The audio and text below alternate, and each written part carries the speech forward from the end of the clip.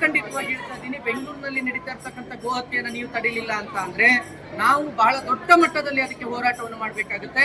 ಇವತ್ತು ಕಾನೂನುಗಳು ಕೇವಲ ಪುಸ್ತಕಕ್ಕೆ, ಸಂವಿಧಾನ ಕೇವಲ ಪುಸ್ತಕಕ್ಕೆ, ನಿಮ್ಮ ಇವರು ಹೈಕಮಾಂಡ್ ನ ಲೀಡರ್ಗಳು ಕಿಸೆಯಲ್ಲಿ ಸಂವಿಧಾನವನ್ನು ಇಟ್ಕೊಂಡು ತೋರಿಸ್ತಾರೆ. ಅದೇ ಸಂವಿಧಾನವನ್ನು ಪುಟವನ್ನು ತೆರೆದು ಓದ್ಲಿಕ್ಕೆ ಹೇಳಿ ಅದರೊಳಗೆ ಗೋಹತ್ಯೆಯನ್ನ ಕರಾಖಂಡಿತವಾಗಿ ನಿಷೇಧ ಮಾಡಲಾಗಿದೆ.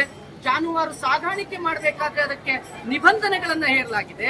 ಯಾವ ಸಂವಿಧಾನವನ್ನ ನೀವು ಜೋಬಿನಲ್ಲಿ ಇಟ್ಕೊಂಡು ಇದು ಸಂವಿಧಾನ ರಕ್ಷಕರು ಅಂತ ಹೇಳ್ಕೊಳ್ತೀರೋ ಅದೇ ಸಂವಿಧಾನದಲ್ಲಿ ಗೋವಿನ ಜಾನುವಾರು ಸಾಗಾಣಿಕೆ ಆಗಿರ್ಬೋದು, ಗೋವನ್ನ ಇಲ್ಲಿ ಕಸಾಯಿಖಾನೆಗಳು ಬೆಂಗಳೂರಿನಲ್ಲಿ ಒಂದು ಮಾನ್ಯ ಸಿದ್ದರಾಮಯ್ಯನವರೇ ಅಥವಾ ಜಮೀರ್ ಅಹಮದ್ ಅವರೇ ಅಥವಾ ಬೇರೆ ಯಾರೇ ಆಗಿರ್ಬೋದು ಲೀಡರ್ಗಳು, ಯಾರಿದ್ದೀರಿ ನೀವು ಕಾಂಗ್ರೆಸ್ನ ಲೀಡರ್ಗಳು ಇವತ್ತು ಸರ್ಕಾರದಲ್ಲಿ, ಒಂದು ಘೋಷಣೆಯನ್ನ ಮಾಡಿ ನೀವು ನೋಡೋಣ. ಇಲ್ಲಿ ಅಧಿಕೃತವಾಗಿ ಬಿಬಿಎಂಪಿಯಿಂದ ಪರವಾನಗಿ ತೆಗೆದುಕೊಂಡ ಕಸಾಯಿಖಾನೆಗಳು ಎಷ್ಟಿದಾವೆ? ಒಂದೇ ಒಂದು ಕಸಾಯಿಖಾನೆಯೂ ಬೆಂಗಳೂರಿನಲ್ಲಿ ಇಲ್ಲ ಅಂದ ಮೇಲೆ ಗೋವಿನ ಮಾಂಸ ಬೆಂಗಳೂರಿನಲ್ಲಿ ಬರ್ಲಿಕ್ಕೆ ಹೇಗೆ ಸಾಧ್ಯ? ಕಸಾಯಿಖಾನೆಯೇ ಇಲ್ಲ, ಕಡಿಯುವುದಕ್ಕೆ ಪರ್ಮಿಷನ್ ಇಲ್ಲ.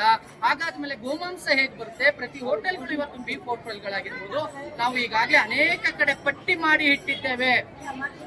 ಸರ್ಕಾರಕ್ಕೆ ನಾನು ನೇರವಾಗಿ ಹೇಳ್ತಾ ಇದ್ದೇನೆ, ನಾವು ಪಟ್ಟಿ ಮಾಡಿ ಇಟ್ಟಿದ್ದೇವೆ. ಎಲ್ಲೆಲ್ಲಿ ಅಕ್ರಮವಾಗಿ ಕಾನೂನು ಬಾಹಿರವಾಗಿ ಗೋವಿನ ಹತ್ಯೆ ನಡೆಯಲಾಗುತ್ತೆ ಅನ್ನೋದನ್ನ ಪಟ್ಟಿ ಮಾಡಿ ಇಟ್ಟಿದ್ದೇವೆ. ನಮ್ಮ ಕಾರ್ಯಾಚರಣೆ ಆರಂಭವಾಗುವುದಕ್ಕೆ ಮುನ್ನ ನೀವು ಕಾರ್ಯಾಚರಣೆ ಮಾಡಿದ್ರೆ ಬಹಳ ಸೂಕ್ತ ಅನ್ನೋದು ನಾನು ಸರ್ಕಾರಕ್ಕೆ ನೇರವಾಗಿ ಹೇಳ್ತಾ ಇದ್ದೇನೆ. ಸಂವಿಧಾನವನ್ನ ಜೋಬಲ್ಲಿ ಇಟ್ಕೊಳ್ಳೋದು ಬಿಟ್ಟು ಆ ಸಂವಿಧಾನ ಮತ್ತು ಕಾನೂನನ್ನ ಪಾಲನೆ ಮಾಡಿ ಅಂತ ಹೇಳಿ ಆಗ ಪುನೀತ್ ಕೆರಳಿ ಅಂತವರು ಅಥವಾ ಸಂತೋಷ್ ಕರ್ತಾಳ್ ಅಂತವರು ನಾವು ಹುಟ್ಟುವ ಅವಶ್ಯಕತೆ ಇಲ್ಲ. ನಾವು ಗೋರಕ್ಷಣೆಗೆ ಬರಬೇಕಾಗಿಲ್ಲ. ಇವರು ಗೋರಕ್ಷಣೆ ಹೆಸರಲ್ಲಿ ಲೀಡರ್ ಮಾಡ್ತಾರೆ, ಹೆಸರು ತಗೊಳ್ತಾರೆ, ಹಣ ಮಾಡ್ತಾರೆ ಅನ್ನೋ ನಿಮ್ಮ ಆರೋಪಗಳನ್ನ ಪಕ್ಕಕ್ಕಿಟ್ಟು ಗೋರಕ್ಷಣೆಯನ್ನ ಸರ್ಕಾರದ ವತಿಯಿಂದ ನೀವೇ ಮಾಡಿ, ಸಂವಿಧಾನ ರಕ್ಷಣೆ ಮಾಡಿ, ಕಾನೂನು ರಕ್ಷಣೆ ಮಾಡಿ. ಎಲ್ಲೆಲ್ಲಿ ಕಸಾಯಿಖಾನೆಗಳು ಅಕ್ರಮವಾಗಿ ನಡೀತಿದಾವೋ ಅಲ್ಲೆಲ್ಲ ಕೂಡ ನಾವು ಕಾರ್ಯಾಚರಣೆಯನ್ನ ಮಾಡೇ ಮಾಡ್ತೇವೆ. ನಮಗಿಂತ ಮುಂಚೆ ನೀವು ಮಾಡಿದ್ರೆ ಒಳ್ಳೇದು, ನೀವು ಮಾಡಿದ್ರೆ ಅದು ಪೊಲೀಸ್ನವ್ರು ಮಾಡಿದ್ರೆ ನಿಮಗೆ ಹೆಸರು ಇಲ್ಲ ಅಂತ ಅದು ನಾವು ಹೇಗ್ ಮಾಡ್ಬೇಕು ಅಂತ ಗೊತ್ತಿದೆ, ನಾವು ಮಾಡ್ತೇವೆ.